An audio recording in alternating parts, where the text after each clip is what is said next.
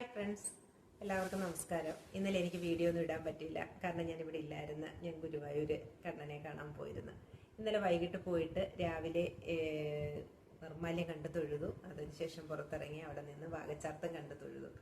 അത് കഴിഞ്ഞിട്ട് നേരെ തിരുവൈരാണിക്കുളം വന്നു. തിരുവൈരാണിക്കുളത്ത് വലിയ തിരക്കൊന്നും ഇല്ലായിരുന്നു. ഇന്ന് ലാസ്റ്റ് ദിവസമായതുകൊണ്ട് നന്നായിട്ട് ദേവനെയും ദേവിയൊക്കെ കണ്ടു തൊഴുതു. വൈകുന്നേരത്തോടമായി വീട്ടിലെത്തിയപ്പോൾ. അതുകൊണ്ട് ഇന്നലെ വീഡിയോ ഇടാൻ പറ്റാഞ്ഞത്. അപ്പം നമ്മൾ പറഞ്ഞു നിർത്തിയത് ഞങ്ങൾ വാടക വീട്ടിൽ നിന്ന് എൻ്റെ വീട്ടിലേക്ക് പോയ കാര്യമായിരുന്നു. നിങ്ങൾ പലരും ചിന്തിക്കാം, എന്തിനാണ് എൻ്റെ കഥകൾ ഇങ്ങനെ നിങ്ങളോട് ഷെയർ ചെയ്യുന്നതെന്ന്. വേറൊന്നിനും വേണ്ടിയല്ല.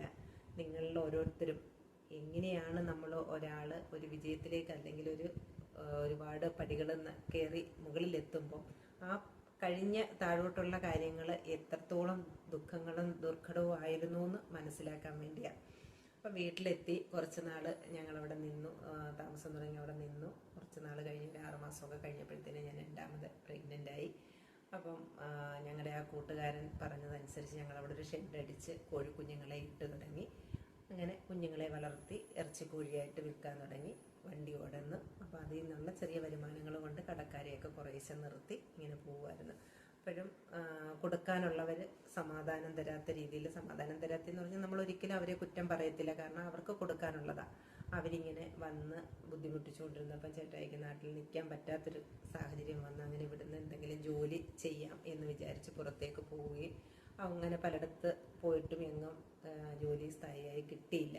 ഒടുവിൽ ഒരു 4 മാസം പുറത്ത് കർണാടകയിൽ ജോലി ചെയ്തിട്ട് തിരിച്ചു വന്ന് അവിടെ ജോലി ചെയ്യുന്ന സമയവും ഉള്ള പൈസകൾ എനിക്ക് അയച്ചു തരികയും എനിക്കുള്ള ഹോസ്പിറ്റൽ ആവശ്യവും ചിലവും ഒക്കെ ആയിട്ട് മുന്നോട്ട് പോകുമായിരുന്നു.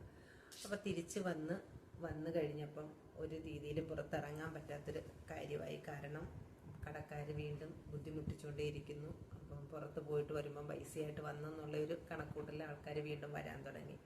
അങ്ങനെ കുറച്ച് നാൾ നമുക്ക് വെളിയിൽ പോകാൻ പറ്റാത്ത സാഹചര്യത്തിൽ നിന്ന സമയത്ത് മൂത്ത സഹോദരനും ചേട്ടായിയെ കുറച്ച് പൈസ കൊടുത്ത് സഹായിച്ചു. എൻ്റെ ഒരു ഇളയ സഹോദരനും കുറച്ച് പൈസ തന്ന് സഹായിച്ചു. അങ്ങനെ ഞങ്ങൾ അത്യാവശ്യം കൊടുക്കാനുള്ളവർക്ക് കുറച്ചൊക്കെ കൊടുത്ത് ഒന്ന് നിർത്തി.